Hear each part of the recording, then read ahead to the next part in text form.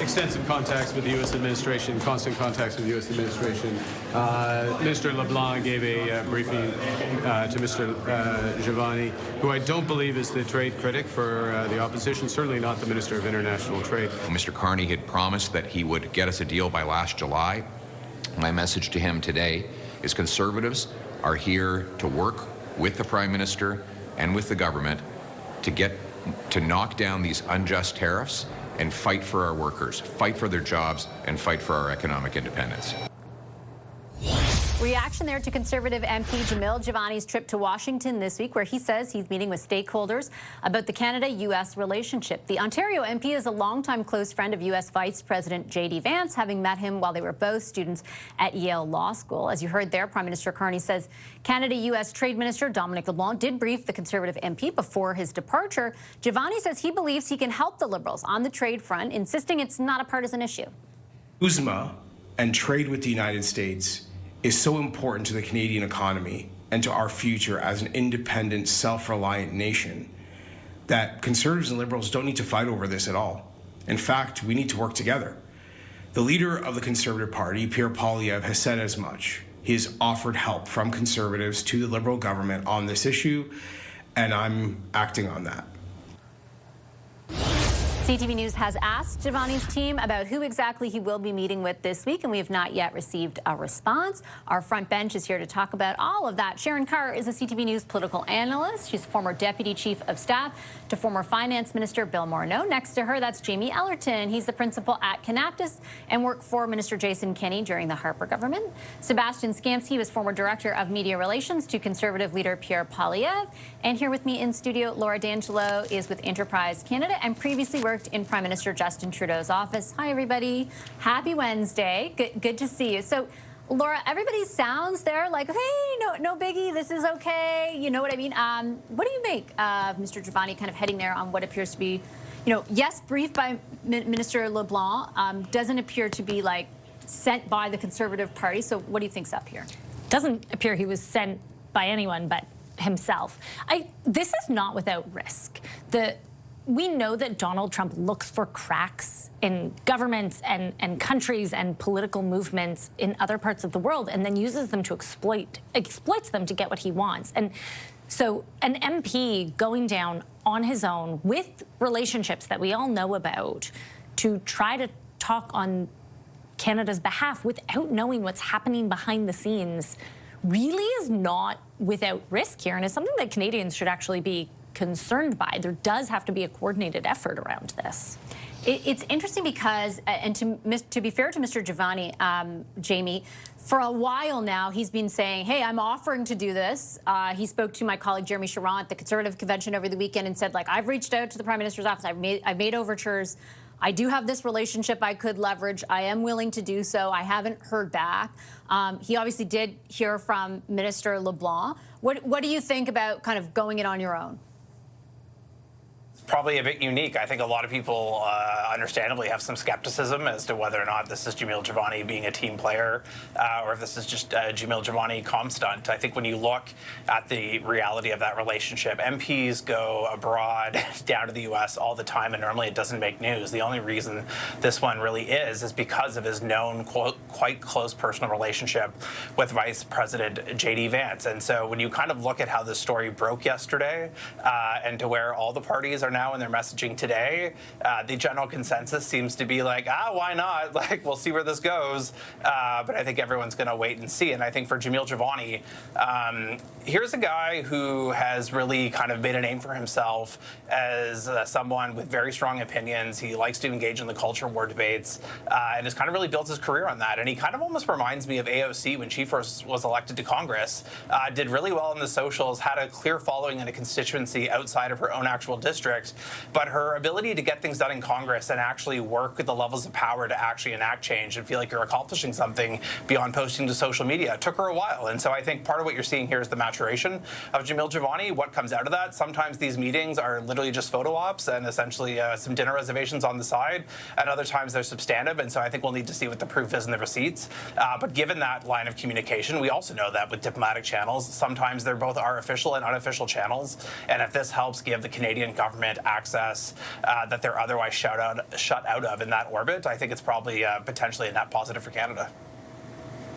Yeah, I guess overall you hope that he would meet with his friend, his old friend, JD Vance, the Vice President of the United States, and that there would be something positive that emerges from that meeting. I know there's some, commentary out there that that meeting did take place. We don't, like we said off the top, we reached out to his team. Hopefully we get a message back, kind of confirming or establishing what meetings were taken. Sharon, your thoughts on the trip in general and the potential out of it? I really want to say that this was done in some sort of good faith to try to come to some agreement between our two countries. But this is clearly nothing but a PR stunt. This is purely for the cameras. It's purely for the exposure. And it's purely a tactic that Jamil Jivani is using. He does not speak for the government. He does not represent the government. He is not part of any negotiating team. And we know that he has this relationship. It's no secret that he has this relationship, but he has not proven himself to be someone who is willing to put aside politics to do what is best for the country. So politics is always going to come first. He is a member of the opposition party, so whatever helps him is purely for a PR stunt here. Now, I think that there is merit in having relationships with counterparts in the government, but not when it's at the risk of politicizing it so that it backfires in some way, shape, or form. So this was not sanctioned by the government. This is purely a PR stunt. Yeah, it's interesting because I am old enough to remember, Sebastian, the first round of NAFTA negotiations where there were, premiers and members of parliament, all sorts of different people from different backgrounds who were making an effort to present the Team Canada case. But at the time, it also was coordinated. So I sort of see both sides of this coin. I'm not sure why the government has decided not to lean on the relationship that he has or try and exploit it and I don't mean that in a negative way, but try to leverage it to some use. At the same time, it is interesting that one would go there when the stakes are so high without the backing of so-called Team Canada. Uh-oh, I think you're on mute. Oh. Whatever it is you're saying. Oh, there you are. We missed the first part. Please repeat.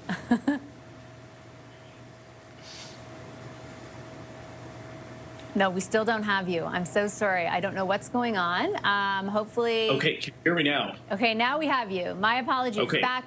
We're going to re-rack and start the whole thing again. Yeah.